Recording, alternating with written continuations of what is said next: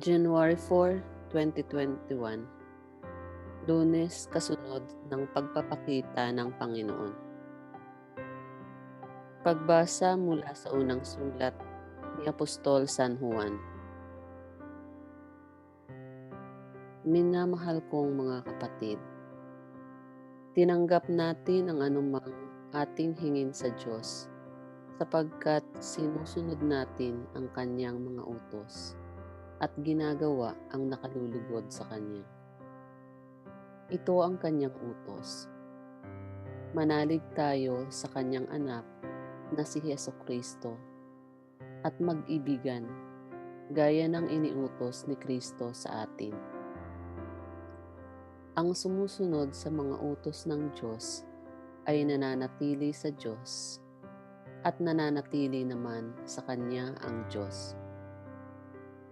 At sa pamamagitan ng Espiritong kaloob niya sa atin, ay nalalaman nating nananatili siya sa atin. Mga minamahal, huwag ninyong paniwalaan agad ang bawat nagsasabing sumasa kanila ang Espiritu. Sa halip ay subukin ninyo upang malaman kung mula sa Diyos ang Espiritong sumasa kanila, sapagkat marami ng bulaang propeta ang lumitaw sa sanlibutan. Ito ang pagkakakilanlan kung sino ang kinaroroonan ng Espiritu ng Diyos. Ang nagpapahayag na si Jesucristo ay naging tao, ay siyang kinaroroonan ng Espiritong mula sa Diyos. Subalit ang hindi nagpapahayag ng gayon tungkol kay Jesus ay hindi kinaroroonan ng Espiritong mula sa Diyos. Espiritu ng Antikristo ang nasa kanya. Nasabi na sa inyong ito'y darating at ngayon na nga'y nasa sanlibutan na. Mga anak, kayo'y sa Diyos at pinagtagumpayan ninyo ang mga bulaang propeta, sapagkat ang Espiritong nasa inyo ay makapangyarihan kaysa Espiritong nasa mga makasanlibutan. Sila'y sa sanlibutan, kaya't mula sa sanlibutan ang itinuturo nila at nakikinig sa kanila ang sanlibutan. Tayo'y sa Diyos. Ang sino mang kumikilala sa Diyos ay nakikinig sa atin, ngunit hindi nakikinig sa atin ang sino mang hindi sa Diyos.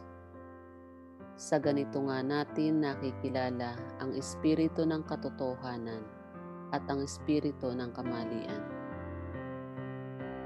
Ang salita ng Diyos. Salamat sa Diyos. Salmong tugunan. Buong daigdig na ito ay ibibigay ko sa iyo. Ganito ang sabi ng lingkod ng puon na hari ng Sion. Aking ihahayag ang ipinag-utos nitong Panginoon. Ikaw ang anak kong pinakamamahal at magmula ngayon. Ako naman itong ang gilim mong ama sa habang panahon. Hingin mo sa akin ang lahat ng bansa at ibibigay ko. Anumang narito sa buong daigdig ay magiging iyo. Buong daigdig na ito ay ibibigay ko sa iyo. Kayong mga hari at tagapamuno sa lahat ng bansa, mag-ingat kayo at magpakabuti sa pamamahala. Ang Panginoong Diyos inyong paglingkurat katakutang lubha. Buong daigdig na ito ay ibibigay ko sa iyo. Alleluia, Alleluia. Ipinangaral ni Jesus ang paghahari ng Diyos. Sakit ay kanyang ginamot. Alleluia, Alleluia. Ang mabuting balita ng Panginoon ayon kay San Mateo.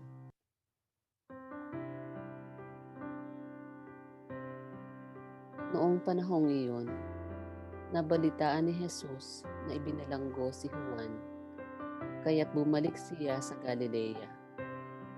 Ngunit hindi na siyan sa Nazaret nanirahan, kundi sa Capernaum.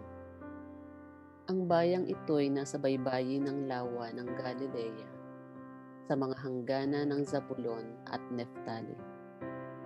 Sa gayoy natupad ang sinabi ni Propeta Isaias. Ang lupain ng Zabulon at lupain ng Neftali, daanan sa gawing dagat sa ibayo ng Hordan, Galilea ng mga hintil. Itong bayang nag-apuhap sa gitna ng kadiliman, sa wakas, ay nakakita ng maningning niyang ilaw.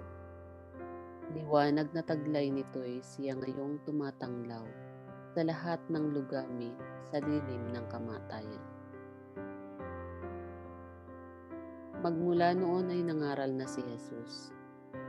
Ang sabi niya, "Pagsisihan ninyo at talikdan ang inyong mga kasalanan, sapagkat malapit nang maghari ang Diyos." Nilibot ni Jesus ang buong Galilea, nagtuturo sa mga sinagoga at ipinangangaral ang mabuting balita tungkol sa paghahari ng Diyos. Pinagaling din niya ang mga tao sa kanilang mga sakit at karamdaman. Siya'y nabantog sa buong Syria, kaya't dinadala sa kanya ang lahat ng may sakit at mga pinahihirapan ng iba't ibang karamdaman, mga inaalihan ng mga demonyo, mga himatayin, mga paralitiko.